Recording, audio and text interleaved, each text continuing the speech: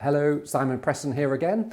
This is the second film of 3 to support you through creating your signature dish for The School is the Menu, and it refers to steps 1B and 2 in the text guidance. Now here we're going to be making a shortlist of the best information we found and then turning those random facts into ideas for something edible.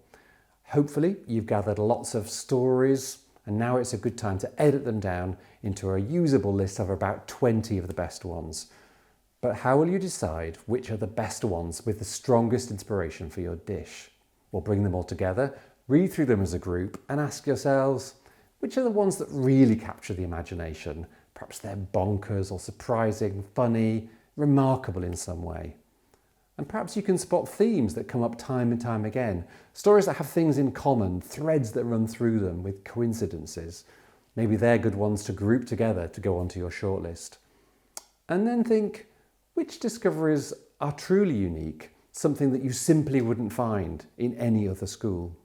Now, although as I've said, we're not only looking for food stories, any food stories you do come across are obviously important. Perhaps about ingredients that grow really well locally, or iconically produced local foods and drinks, or food that was historically associated with your community. And finally, be on the lookout for stories that have an obvious or even slight connection to food and cooking, perhaps that include words that are also ingredients like oil, or stories that can easily be connected to flavours, smells, temperatures or textures like crunchiness or smoothness, or cooking techniques like steam or smoke, and international cuisines too, that's really important, and also colours and shapes that can be used to influence our dish. And again, if it sounds complicated, it really isn't, and there are loads of examples in the text document to help you really get to grips with it. So once you have your shortlist, you can take it on to the next stage, which is where we create our dish using stories as inspiration. Now at this stage, you might want to invite some real foodies to join you to make sure there's enough knowledge about food and cooking in your group. Perhaps you could invite a teacher who likes to cook, or parents, carers, or even a local chef.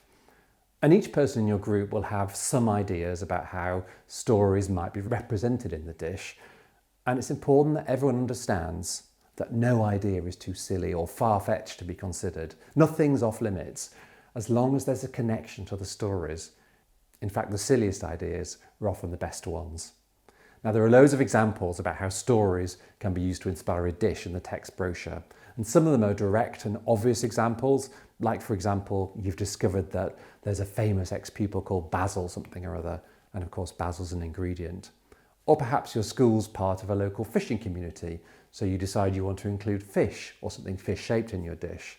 And then there are examples of perhaps slightly more surprising inspirations, like you discover that the ground under the school has unusual layers of rock that could inspire unusual layers in your signature sandwich, or that the huge rose bushes that grow around the school front door that everyone knows about could inspire you to use rosehip syrup in your dish.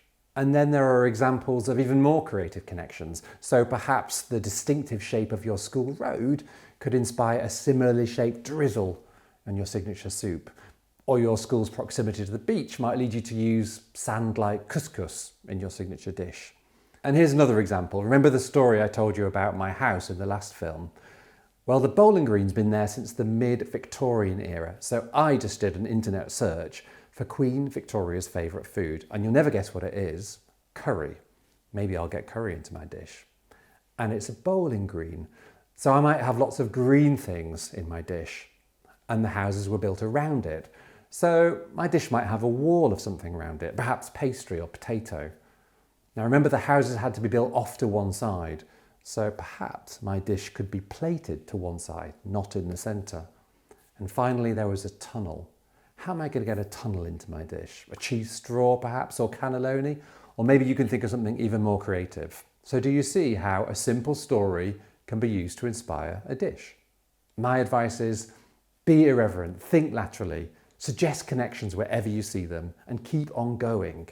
You might come up with your dish really quickly, or you might need to get together a few times to refine things. But soon you'll find that you've got a list of possible ingredients and ideas about how those ingredients could be sourced, prepared, cut, cooked, combined and presented, all linked to your original unique stories. And perhaps you might even have a few ideas of what the final dish might look like at the next stage. But before that, it's time for you to press on with task 2. Good luck.